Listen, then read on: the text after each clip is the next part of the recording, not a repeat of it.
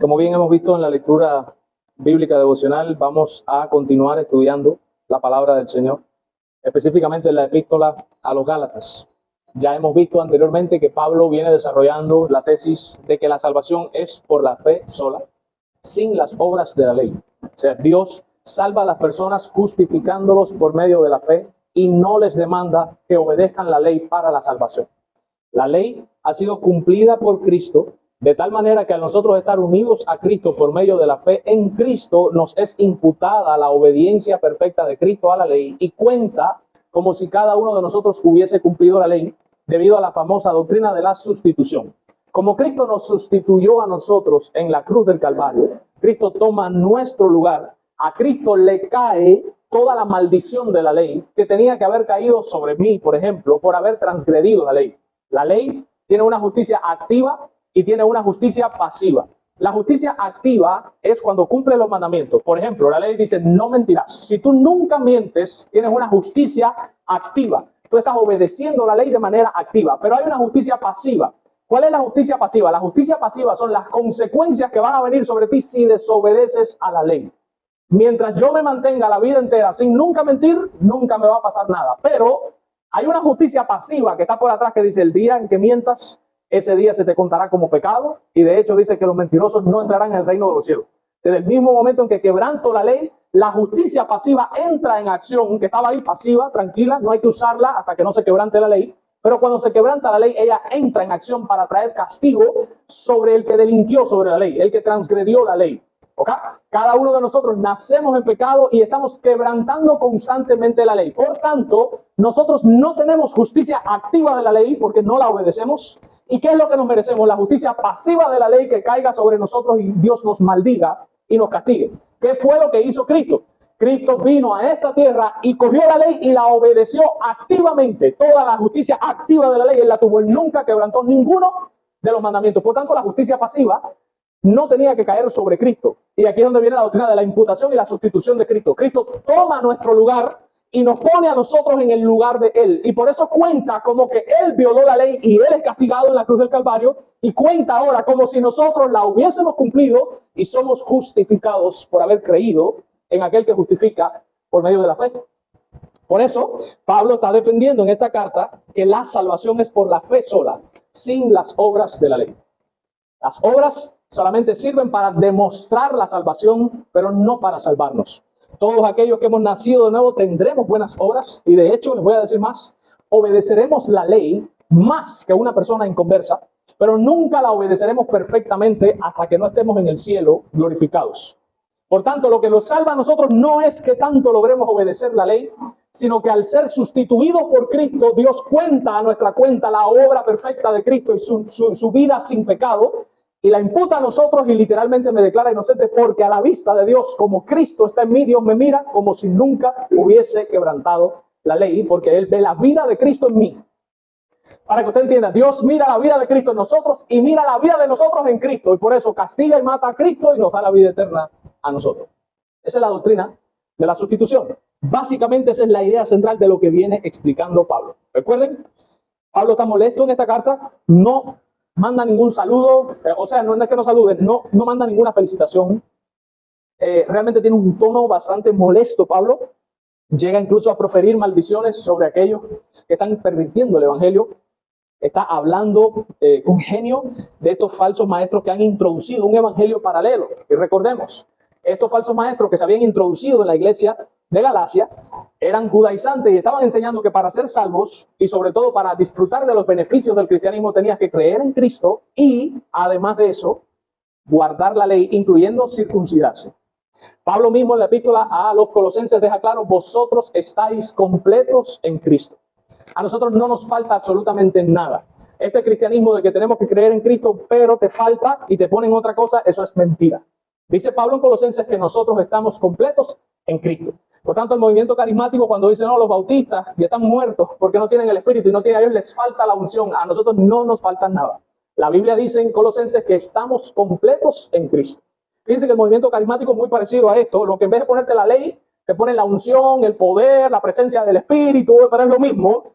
Cristo más la unción, el poder. ¿Y cómo ellos ganan esa unción y ese poder? Ellos lo dicen haciendo ayuno, haciendo vigilia. Y por eso ustedes ven que los pentecostales y los carismáticos están siempre en vigilia, y están siempre en ayuno. No porque se quieren acercar a Dios, sino porque quieren el poder. Están más enamorados del poder de Dios que del Dios de poder, y lo demuestran con sus obras. Todos sus esfuerzos piadosos no son para acercarse a Dios, son esfuerzos piadosos para tener poder, que es lo que quieren. Es lo único que les importa del cristianismo. Si le quitan el poder al cristianismo y dejan a Dios solo, y vomitan, porque no quieren a Dios. Quieren al poder de Dios, pero no quieren a Dios. ¿Ok? Nosotros, por el contrario, estamos aquí únicamente por Dios, y si Dios nos quiere conceder en algún sentido algún grado de poder, gloria a Dios, pero si no, no importa, no es el poder. Lo que nos está moviendo aquí es Él, lo que ha hecho por nosotros y lo que es capaz de hacer por cualquier persona. Por tanto, en esta predicación específicamente vamos a estarnos enfocando en el capítulo 3, versículo 19 en adelante hasta el 4:7, en donde vamos a estar respondiendo la pregunta: ¿para qué entonces sirve la ley? O sea, si Dios no salva a nadie por la ley, ¿por qué dio la ley? Si la salvación no viene, gracias Robert, si la salvación no viene por guardar la ley, y díganme si la pregunta no es lógica, ¿para qué entonces Dios dio la ley? ¿Para qué la dio? Si no había objetivo ninguno, entonces si no iba a salvar a nadie por medio de la ley, ¿por qué Dios mandó a Moisés a dar la ley? Esa es una buena pregunta y la vamos a estar respondiendo en esta mañana.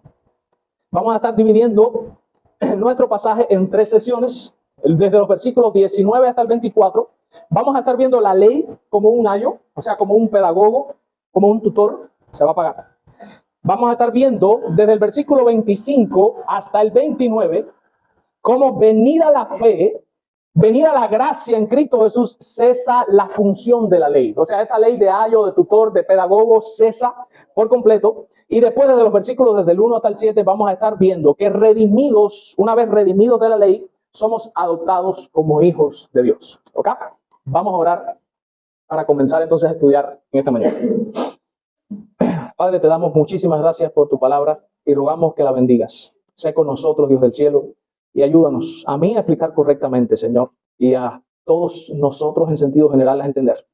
Danos iluminación en tu espíritu, Dios del cielo, y te rogamos que lo hagas por amor a tu nombre y para el bien de tu iglesia. En Cristo Jesús. Amén. Bien, hermanos, ahí en Gálatas, el capítulo 3, versículo 19, vamos a comenzar con nuestra primera sesión. Y dice así: entonces, ¿para qué sirve la ley?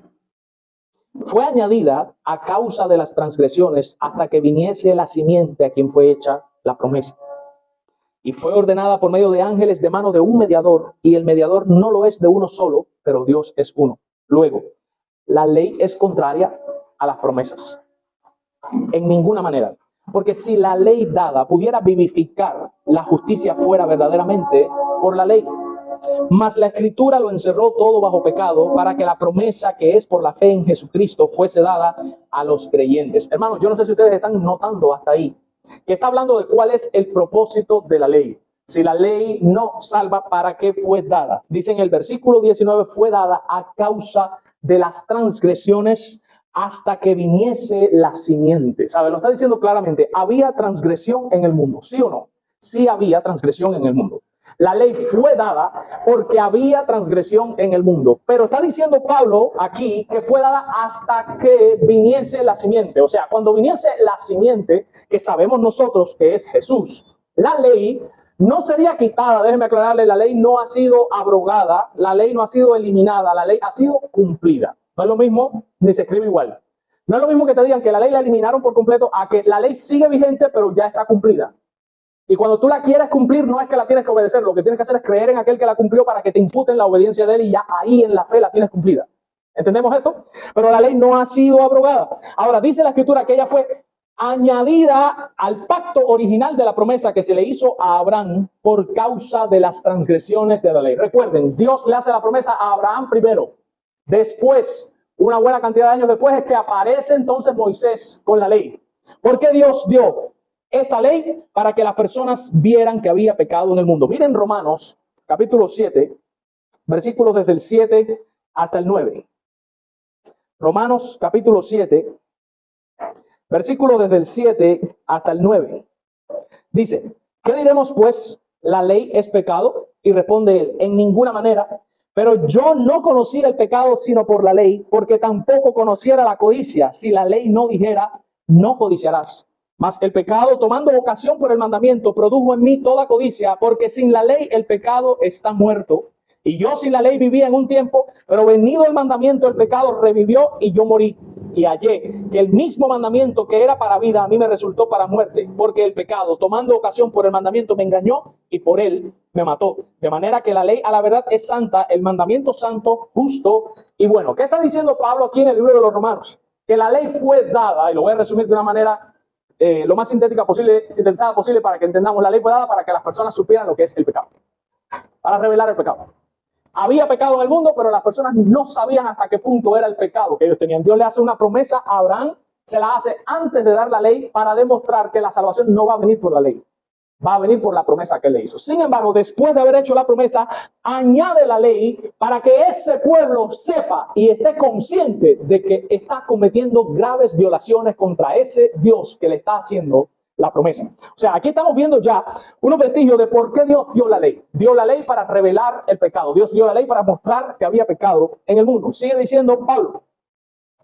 Versículo 21, la ley es contraria a las promesas de Dios. En ninguna manera. La ley no contradice. La promesa no viene por cumplir la ley. La promesa viene porque Dios hizo un juramento, un pacto con Abraham de que en él serían benditas todas las naciones de la tierra. Dice claramente que si la ley dada pudiera vivificar, la justicia sería verdaderamente por la ley. O sea, está demostrando que la ley no anula la promesa porque la ley no puede vivificar. Y por tanto, la vida eterna tiene que venir por la promesa y no por la ley, porque la ley no puede dar vida. De hecho, si ustedes miran en Romanos, en Romanos Pablo dijo que la ley nos mata. ¿Lo vieron ahí? Dice ese mandamiento que era para vida, a mí me resultó muerte, a mí me mató. Porque dice, porque la ley tomando ocasión me mató. O sea, la ley nos mata. ¿Por qué? Porque la ley nos demuestra la impotencia humana. No puedes cumplirla. La ley demuestra que no eres capaz de obedecerla perfectamente y por eso nos mata y literalmente nos declara culpables delante del Señor. Dice claramente en el versículo 23, pero antes de que viniese la fe, estábamos confinados bajo la ley, encerrados, miren el lenguaje, para aquella, aquí está el objetivo, ¿para qué estábamos encerrados? ¿En qué estábamos encerrados? En la ley. ¿Para qué estábamos encerrados? Para aquella fe que iba a ser revelada. Quiero que me vayan siguiendo el paso para que entiendan el objetivo de la ley. Dios da la ley nos condena, nos demuestra que estamos violando constantemente esa ley y esa ley nos encierra. ¿Nos encierra en qué? En culpabilidad y en pecado. Nos demuestra que somos pecadores, que somos malvados. Pero nos está encerrando no porque Dios nos quiere condenar, sino porque Dios nos quiere mostrar una cosa mejor. Y nos está guardando ahí en esa culpabilidad para cuando llegue lo que Dios había prometido, Él suelte eso y nosotros logremos ver la belleza del Evangelio. Vamos a ir avanzando un poco más. Dice, de manera que la ley ha sido nuestro ayo, y aquí es donde viene, para llevarnos a Cristo a fin de que fuésemos justificados por la fe. Ahí está declarado para qué Dios dio la ley. Si yo les preguntara a ustedes, y esto es algo que se tiene que llevar para su casa, si usted llega a su casa y usted no sabe repetir la idea central del sermón, eso significa dos cosas. O yo no expliqué bien y fue culpa mía, o usted no estaba prestando atención. Una de las dos. Si usted llegara a su casa ahora y le preguntara a alguno de sus familiares que no es cristiano, ¿qué aprendiste hoy en la iglesia? Usted tiene que ser capaz de decirle, yo aprendí hoy en la iglesia que, y decir en una oración la idea central de lo que aprendió. Esta es la idea central. La idea central está en el versículo 24. La ley ha sido nuestro ayo para llevarnos a Cristo. ¿Qué cosa es el ayo? Y usted dice, esa palabra yo nunca la he escuchado. Sí, usted la ha escuchado varias veces. De hecho, desde que es muy pequeño está escuchando esa palabra. En la poesía de Martí, Los zapaticos de rosa, dice, y el haya francesa se quitó los espejuelos. ¿Qué es el haya? ¿Qué es el ayo? Es la misma palabra, haya. El haya francesa. Y aquí el ayo. El ayo es un pedagogo o un tutor. O sea, las personas que tenían dinero, que es lo que está hablando Martí, el haya francesa era una mujer que estaba cuidando a alguien ahí. Las personas que tenían dinero contrataban un ayo o una haya. Era una persona a la cual tú le pagabas para que educara a tu hijo, para que le diera clases, para que le enseñara buenos modales y también para que lo cuidara, para que tú tuvieras, por ejemplo, el día. Es como decir, como un círculo infantil, pero un círculo infantil privado. Yo le pago a alguien que es maestro, que sabe explicar, se lleva a mi niño todos los días y está con él ahí hasta las 4 de la tarde. A las 4 de la tarde me lo trae, pero durante todo el día le dio clase, lo enseñó a comer solo, le enseñó los colores, le enseñó a decir buenos días. Ese es el ayo. Es un pedagogo, es un tutor es una persona que está instruyendo al niño. Entonces miren ahora la ilustración. ¿A quién está comparando con un niño? A nosotros los creyentes cuando Cristo no había venido. Los creyentes del antiguo pacto están bajo la ley. Son niños todavía. ¿Por qué? Porque el evangelio no ha sido totalmente revelado. Y están bajo un ayo. ¿Quién es el ayo? La ley.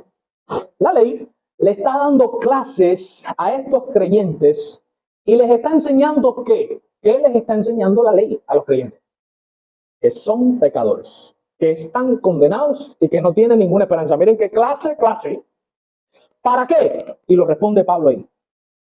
Para llevarnos a Cristo a fin de que fuésemos justificados por la fe.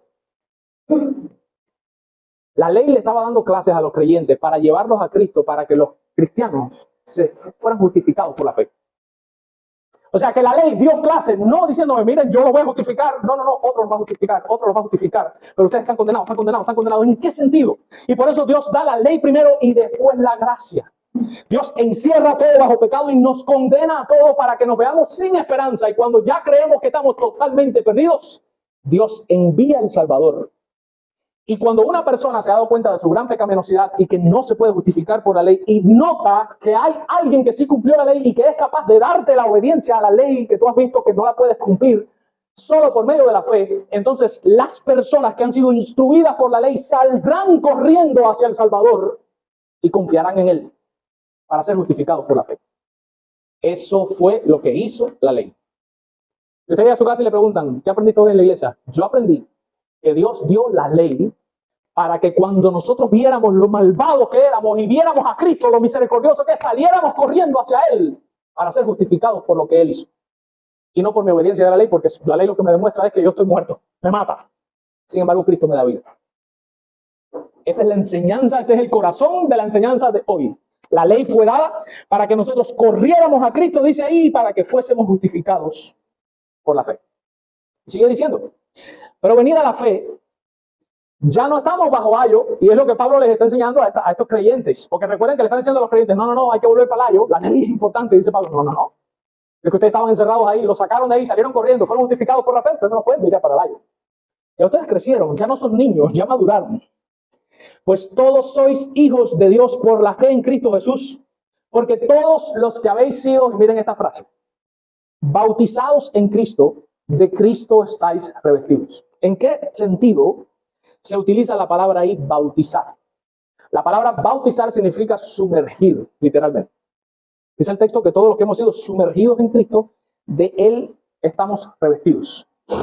Aquí el bautizo está siendo visto, o por lo menos el verbo de ser bautizados, está siendo visto como un vínculo de unión, en donde hemos sido unidos a Cristo por medio de la fe y nos revisten ahora de Cristo. Miren, aquí viene de nuevo la cultura hebrea, esta parte de hablar metafóricamente, estoy vestido de Cristo. ¿Qué significa estar vestido de Cristo? El ser justificado por Él, o sea, portar la justicia de Él. Es como si Cristo fuera una ropa y cuando yo tengo ese vestido que es blanco, cuando Dios me mira me ve limpio, porque esa ropa blanca cubre toda la suciedad de la ropa puerca mía. Y Dios me mira y dice, no, este está limpio, pasa. Pero me está viendo porque yo tengo la ropa de otra persona que sí fue limpio de verdad. ¿Ok? Ahora, aquí hay algo interesante. Cuando dice aquí que de Cristo estáis revestidos, dice un comentarista, Cristo es para vosotros la toga virilis. La toga son esos vestidos, son como vestidos que se ponían los judíos. Ustedes saben cuando un coro va a cantar se ponen las togas, que son esas, con esos vestidos largos para abajo. Era la manera en la que se vestían ellos. Cristo es nuestra toga virilis o nuestra toga masculina, la vestidura romana de un varón adulto que se le daba cuando ya se dejaba de ser niño. O sea, Pablo está hablando aquí, Cristo es la ropa que se le daba a un niño cuando ya dejaba de ser niño y comenzaba a vestirse como un adulto, se le daba esa toga, esa ropa. Pablo está diciendo, Cristo es la toga de ustedes. O sea, en otras palabras, ya ustedes no son niños, no están bajo la ley, no están bajo los rudimentos, ya ustedes han entendido el evangelio, ya ustedes crecieron en el conocimiento, ustedes están vestidos de Cristo. La justicia de la ley que ustedes necesitan no es guardar la ley, es vestirse de Jesús. Y ustedes, si están unidos a Él, si están bautizados o sumergidos en Él, de Él, ya están revestidos. Y esa es la justicia de la ley. Eso es lo que les hace falta. Eso es lo que está diciendo el texto ahí. Dice, ya no hay judío ni griego, no hay esclavo ni libre, no hay varón ni mujer, porque todos vosotros sois uno. Mírenlo ahí, lo que le decía, el sentido de unidad. son uno en Cristo Jesús, y si vosotros sois de Cristo, ciertamente el linaje de Abraham sois y herederos según la promesa. Estamos unidos a Cristo. Se dan cuenta que ya las clases sociales, las etnias, en Cristo todo eso desaparece. En Cristo todos tenemos la misma igualdad y las mismas condiciones. Puede haber incluso alguien que en vida fue un esclavo que reciba mayor recompensa en el cielo que uno que fue aquí rico, por ejemplo, libre, y sin embargo en el cielo tendrá menos recompensa. ¿Se dan cuenta? Porque delante de Dios no existe ese rango. En Cristo tenemos todos el mismo nivel, y obviamente el nivel de recompensa será en medida del esfuerzo de cada uno. Por las obras seremos recompensados. Seremos justificados por la fe, pero recompensados por las obras. Para lo único que nos sirven las obras es para la recompensa, no para salvarnos. Pero en Cristo todos somos iguales, no hay nadie por encima del otro. El único que está por encima de todos nosotros es Dios. Entonces, como hemos visto en esta primera parte, la ley fue dada ¿para qué? ¿Para qué fue dada la ley? ¿Quién me puede decir para qué fue dada la ley? ¿Alguien puede hablar? ¿Cómo es? Para que supiéramos, para revelarnos nuestro pecado. ¿Con qué objetivo Dios quería revelarnos nuestro pecado? Para que corriéramos a Cristo cuando apareciera Jesús. Exactamente. Ese es el objetivo de la ley. Hermanos, ese es el mismo mecanismo cuando usted va a evangelizar. Sigue el ejemplo de Cristo. Cuando usted va a evangelizar, usted no llega de primera instancia con la buena noticia. Usted llega con la mala noticia de la ley. Por eso es sumamente importante utilizar la ley en la evangelización. Porque nadie va a notar la necesidad tan grande que tiene de Cristo hasta que primero no se dé cuenta de lo pecaminoso y malvado que es y de lo impotente que es para salvarse. Por tanto, usted debe usar la ley primero para condenar a la persona, que la persona se vea que no tiene esperanza, y cuando se vea sin esperanza decirle, pero como Dios sabe que tú no puedes, Dios hizo esto, y viene entonces después la buena noticia. Pero usted primero le tiene que lograr la vista a la persona para después mostrarle el amanecer. Pero no puede venir directo con el amanecer, porque la persona no se va a dar cuenta de cuánta necesidad tiene del Salvador hasta que no se dé cuenta de cuán pecaminoso y malvado es. ¿Ok? Y termina esta primera parte en el versículo 22 diciendo claramente que todos nosotros somos, si estamos en Cristo, somos linaje de Abraham. Ya esto lo estuvimos enseñando el domingo pasado, el antepasado, y herederos de la promesa. ¿De cuál promesa? La promesa de que en la simiente de Cristo serían benditos todas las naciones de la tierra. Ya, herederos de la salvación. En esta segunda parte, los versículos del 25 al 29, perdón, que fue la que terminamos, hemos visto que una vez que ha venido la fe, ya cesa la función del ayo. ¿Sabes? No necesitamos más estar bajo la ley porque ya hemos sido justificados por la fe. Y en la tercera parte, que es los versículos desde el 1 hasta el 7, veremos cómo una vez que hemos sido redimidos o comprados, sacados de entre la ley, somos adoptados como hijos de Dios. Dice el capítulo 4. Pero también os digo, entre tanto que el heredero es niño y regresa para atrás. Y dice, entre tanto el heredero, o sea, los creyentes, son niños en la fe, en nada difiere de un esclavo, aunque es señor de todo, sino que está bajo tutores, ahí está, o curadores hasta el tiempo señalado por el padre. Es lógico, las personas que tenían dinero decidían hasta qué tiempo el niño iba a estar bajo los ayos. Cuando ya entendían que tenía la educación suficiente y que ya no era necesario, despedían al ayo, lo vestían con ropa de adulto y la persona comenzaba, vamos a decir, una nueva faceta de su vida. Dice, así también nosotros, y ahí está el símil, hay una comparación, cuando éramos niños, obviamente, estábamos en esclavitud bajo los rudimentos del mundo. Pero cuando vino el cumplimiento del tiempo, Dios envió a su Hijo, nacido de mujer. O sea, Dios envió a su Hijo, o sea, es consustancial con él, Dios mismo hecho carne.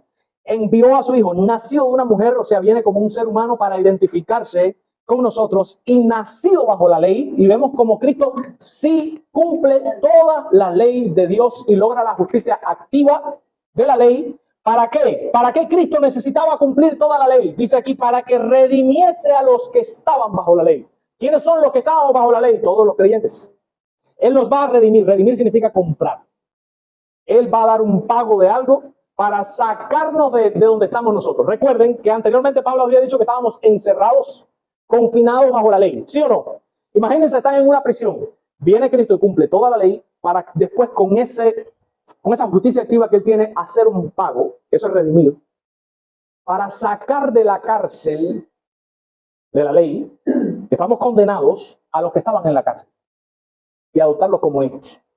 Eso es lo que hace Cristo. ¿Cuál es el pago que da Cristo? Nosotros lo sabemos, su sangre preciosa en la cruz del Calvario, sustituyéndonos tomando Él la justicia pasiva de la ley y dándonos la justicia activa de la ley a nosotros. Nos compra y nos redime de debajo de la ley a fin de que, y ese es el objetivo, recibiésemos la adopción de hijos, fuésemos adoptados como hijos de Dios. Y por cuanto somos hijos, Dios envió a nuestros corazones el espíritu de su Hijo, el cual clama, Abba, Padre. O sea, la evidencia de que una persona es hijo de Dios es que tiene al Espíritu. Si una persona no tiene el Espíritu, no es de Dios. Ese Espíritu clama, Abba, Padre. Abba es una palabra que denota una relación cercana entre padre e hijo. El Espíritu que Dios ha puesto en nosotros clama de esa manera, con lo cual nos está identificando a nosotros como hijos adoptados, que nos quede claro, de nuestro Padre. Le digo esto adoptado porque una vez yo escuché a una persona decir que no podía casarse con no sé qué porque él era un hijo del rey y que él se merecía y que si somos hijos del rey somos príncipes y por tanto como Dios es el dueño del oro y de la plata, todo lo que es de Dios, como eso es el hijo es de nosotros. Y no, porque a esta persona se le olvida algo. Sí, somos hijos de Dios, pero no somos hijos de la misma calidad que lo es Cristo. El único que sí es merecedor de todas las promesas y de todo el imperio y de todo el reino de Dios es Cristo. El Padre le dijo al Hijo, pídeme y te daré por herencia a las naciones y por posesión tuya los confines. Eso se lo dijo al Hijo. Porque Cristo es el único Hijo verdadero y real de Dios y esas herencias le pertenecen a Él.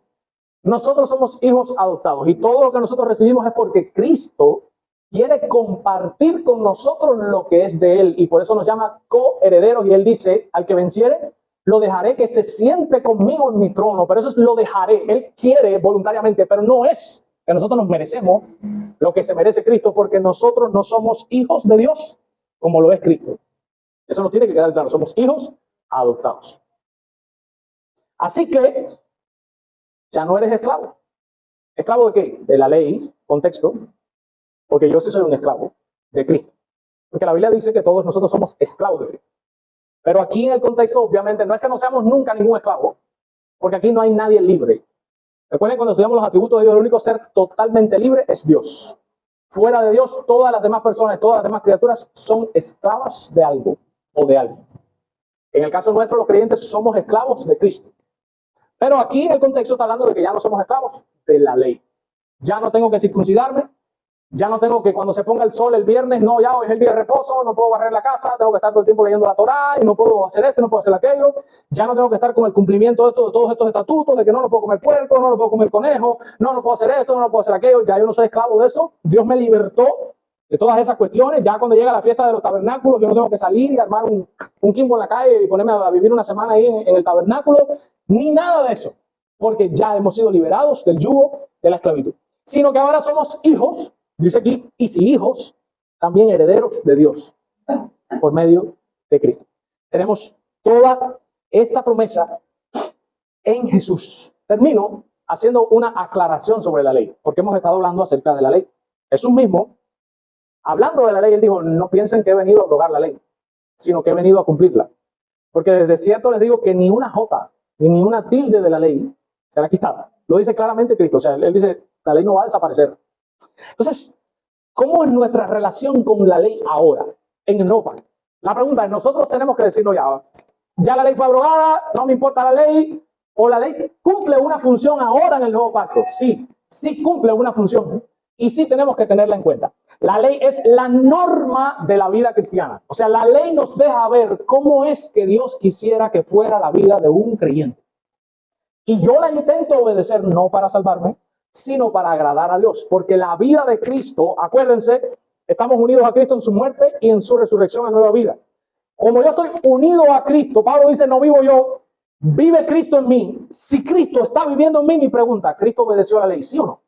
Si Cristo vive en mí, eso significa que va a haber un impulso interno que da el Espíritu Santo, que nos da la vida de Cristo, y la vida de Cristo fue una vida obediente a la ley. Por tanto, todo verdadero creyente, una de las evidencias de que de verdad ha nacido de nuevo es que va a cumplir la ley, entre comillas, más que otras personas.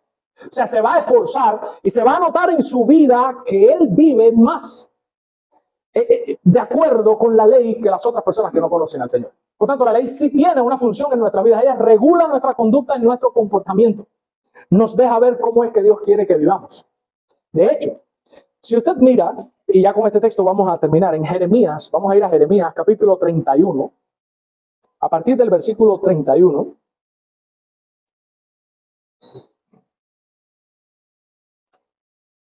En Jeremías capítulo 31, en el versículo 31, viene aquí el nuevo pacto. Dice, he aquí vienen días, dice Jehová, en los cuales haré nuevo pacto con la casa de Israel y con la casa de Judá. No como el pacto que hice con sus padres el día en que tomé de la mano para sacarlos de la tierra de Egipto, porque ellos invalidaron mi pacto, aunque fui yo un marido para ellos, dice Jehová. Pero este es el pacto que haré con la casa de Israel en aquellos días, dice Jehová. Daré, mírenlo aquí, mi ley en su mente y las escribiré en su corazón. Y yo seré a ellos por Dios y ellos me serán por pueblo. Primero, va a poner la ley en la mente y en el corazón. Segundo, va a ser nuestro Dios y nosotros seremos su pueblo. Y número 3, no enseñaremos a más nadie ni diremos conoce a Jehová porque todos le conocerán. Estas son las 3 características del nuevo pacto. Y si se dan cuenta, ahí está metida la ley. La ley no nos salva. Pero en el nuevo pacto lo que Dios promete es que esa ley la va a plasmar en el corazón de nosotros. O sea, lo que está queriendo decir es que Él va a poner un deseo intenso de obedecer la ley. No para salvarnos, lo repito, porque somos salvos por la justicia de Cristo, pero sí va a haber un deseo genuino en el creyente de obedecer la ley. Él va a poner la ley santa de Él en nuestro corazón de tal manera que nosotros no vamos a querer mentir, no vamos a querer cometer adulterio, no vamos a querer robar, no vamos a querer envidiar a nadie, no vamos a querer faltar un domingo, el día del Señor, a su casa, no vamos a querer cometer idolatría, no vamos a querer ninguna de esas cosas que dicen los mandamientos porque Dios puso la ley en nosotros. Lo que tenemos es un gran deseo de poderla cumplir. Él pondrá la ley en nuestro corazón. Segundo, cuando eso ocurra, esa es la evidencia de que entonces es que podemos decir que Dios es mi Dios y yo soy su pueblo. Nadie diga que Dios es su Dios si no obedece a la ley. Porque la ley no te salva, pero la ley demuestra, tu obediencia a la ley demuestra si tú eres pueblo de Dios o no. Nadie que se autodenomine cristiano y viva en total rebeldía al santo mandamiento de Dios puede esperar tener la vida eterna. Dios no dejará entrar en el reino de los cielos a ninguno que, aunque haya dado profesión de fe la vida entera, viva sin ley. Es lo que dice Mateo 7:23. Muchos me dirán aquel día, Señor, pero ¿qué dice? Yo les declararé, nunca os conocí, apártense de mí, hacedores de maldad. Y lo que traduce al español hacedores de maldad en griego es anomía. A es una palabra que en griego significa no. Igualito que en español, normal y anormal. El anormal es que no es normal. Entonces, anomía es que no hay nomos. Nomos, nomía, viene de la palabra nomos, que significa ley. Lo que dice literalmente en griego, apártense de mí ustedes que vivieron como si nunca hubiesen tenido la ley ahí, que tenían que haber obedecido. Por eso lo llama hacedores de maldad. ¿Qué es ser un hacedor de maldad? Quebrantar la ley. ¿Se dan cuenta? Nadie que diga que es cristiano y no se demuestre una vida piadosa en el que ni lo espere, que ni lo sueñe, Dios no va a quebrantar sus promesas, ni los fornicarios, ni los idólatras, ni los afeminados, ni los que se echan con varones, nada de eso, dice la Escritura, no entrarán en el reino de los cielos. Dice la Escritura, yo seré a ellos por Dios, ellos me serán a mí por pueblo. Y tercero, ninguno le dirá a su prójimo, conoce a Jehová, porque todos me conocerán.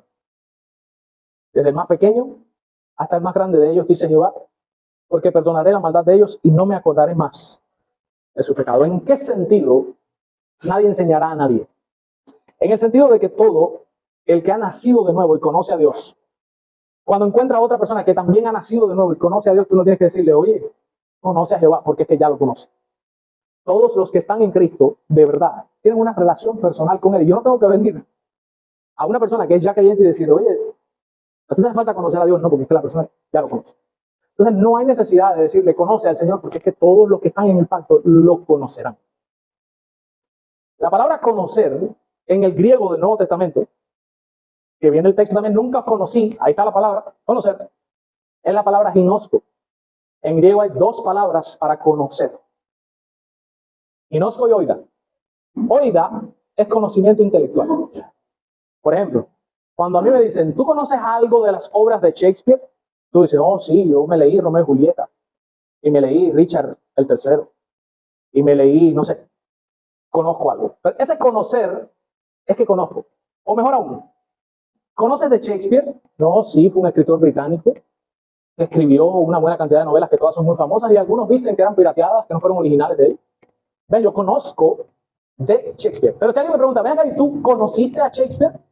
Ah, no. Yo conozco de Shakespeare, pero no conozco a Shakespeare. Conocer de, en griego es oida. Yo podría decir, yo oida de Shakespeare. O sea, yo sé de la vida de Shakespeare. Ahora, yo no ginosco, que es la otra palabra. Yo no ginosco a Shakespeare. Yo oida de Martí, pero yo no ginosco a Martí. Obviamente porque yo no viví al mismo tiempo de Martí. Cuando la Biblia dice, apártense de mí, nunca os conocí, ese conocer que viene ahí es ginosco. Ginosco habla de que te conozco personalmente. No es que escuché hablar de ti, no, es que yo te conozco. Es que hemos hablado, es que nos llevamos, es que tenemos una relación. Y ahí es donde está implícito dentro de la palabra una relación personal con Jesucristo. ¿Qué significa eso? Que todos los verdaderos convertidos, una de las evidencias de su conversión es que tienen una relación personal con Dios. Ellos conocen a Dios. Por eso dice el texto, ninguno dirá conoce, porque es que todos me conocerán. Ellos conocen a Dios. La pregunta para ti es, ¿Dios para ti es un extraño? Otra pregunta para ti, son buenas preguntas para analizar tu vida espiritual. ¿Tú tienes una relación personal con Dios? Una relación personal es, tú hablas con Él a menudo, le cuentas cosas a Él. Si tú entiendes que Él te está traqueteando por algo, tú miras eso como que Él está tratando contigo y tú te alejas de tu pecado porque tú tienes una relación con Él. ¿Sabes? Cuando tú entiendes que Dios no quiere que haga esto, eso es cuando hay una relación, cuando a ti te importa lo que Dios piensa. Otra pregunta, cuando usted va a tomar una decisión en su vida, ¿usted le pide permiso a Dios o el dueño de tu vida eres tú mismo y tú vas a hacer lo que te dé la gana a ti? ¿A ti te importa lo que Dios pensará de la decisión que tú vas a tomar? Tú le pides permiso, tú hablas con Él. Cuando tú estás afligido por un problema, que quieres llorar, tú te apartas en un rincón y vas ahí y lloras y le cuentas a Dios todo lo que te está pasando y lo mal que te sentiste y la vergüenza que te dio y lo desesperado que estás y el deseo tan grande que tienes de que llegue la corriente. No sé, ¿eso te pasa? Porque si eso no pasa en tu vida, usted debe preocuparse seriamente. Si tus días pasan normalmente y tú no hablas con Dios, tú no lees su palabra, tú no cuentas con Él para tomar decisiones, no lo tienes en tu mente, y es como que Él está ahí como un adorno, pero no es como alguien con quien tú te estás relacionando, esa es la evidencia más grande de que usted no ha nacido de nuevo. Todas las personas salvas tienen esa relación personal con Dios, porque Dios los conoce. Lo conozco. O sea, no es que yo he escuchado hablar de Él, es que lo conozco. Yo hablo con Él todos los días. Yo sé cuando Él me está traqueteando. Yo sé cuando está bravo conmigo. Yo sé cuando está contento conmigo. Yo sé cuando me pasa algo. Esto fue porque hice tal cosa. Porque yo tengo una relación personal con Él. A veces a mí y yo estamos hablando y me dice, ¿cómo tú vas a saber si Dios está haciendo esto, por esto, por esto? Y yo le digo, Dios lo va a hacer de una manera que yo voy a saber que es Él el que lo está haciendo. Porque es que es la relación de tantos años cultivada entre Dios y yo. Dios tiene maneras de hablarme que Él sabe que de esa manera yo voy a entender lo que Él me está queriendo decir. La pregunta es, ¿usted tiene esa relación personal con Dios? Si esa relación personal no existe, no espere llegar al cielo. Porque en el cielo habrá una comunión perfecta con Dios. Imagínese usted llegar al cielo y usted nunca hablaba con Dios. ¿Qué le vas a decir cuando llegue al cielo? Como decía alguien, el cielo será un día del Señor sin fin. Imagínese usted que usted no soporta 1 hora y media en el culto. Cuando usted llega al cielo, que es todo el tiempo en culto, todo el tiempo adorando al Señor, todas las conversaciones es en torno a Cristo. Ahí nos fajaremos en teología y mira, era así, no, era así, tú estabas equivocado. Y hablando de la Biblia, hablando de Cristo, hablando del nuevo pacto, hablando de cómo nos rescató. Esos son los temas del cielo. Imagínense ustedes que a usted le caigan mal esos temas aquí en la tierra. Si usted no aguanta eso aquí, que son poquitos tiempos, porque nosotros no estamos el día entero en eso. Imagínense cuando usted llegue al cielo, en donde ese va a ser el único tema. Como dice el himno, cuán bella es esta historia. Mi tema allá en la gloria, ese va a ser el tema, será esta antigua historia de Cristo y de su amor. Si usted no aguanta eso aquí en vida, 1 hora y media, si usted no aguanta 15 minutos de oración al día aquí en esta vida, no espere llegar al cielo, porque esa puede ser la evidencia más grande de que usted no ha conocido a Dios y que no tiene una relación personal con Él. Cristo nos ha redimido de la maldición de la ley para que revestidos de la justicia de Él tengamos libre acceso al trono del Padre en el cual somos adoptados como hijos en Cristo y clamamos Abba Padre. La pregunta es, ¿tú clamas? ¿Tú hablas? ¿Tú tienes esa relación personal con Él? ¿Tú estás seguro de que tu salvación es por causa de Cristo y no por causa de la obediencia de la ley? Pero también estás consciente de que si Cristo vive en ti, Él va a poner un ferviente deseo en ti de obedecer y guardar la ley. Si cuando usted llegue a su casa le preguntasen, ¿qué aprendiste hoy en la iglesia? ¿Qué le respondería usted? Algún valiente que levante la mano y me diga, yo le respondería, hoy aprendí en la iglesia, ya, una oración.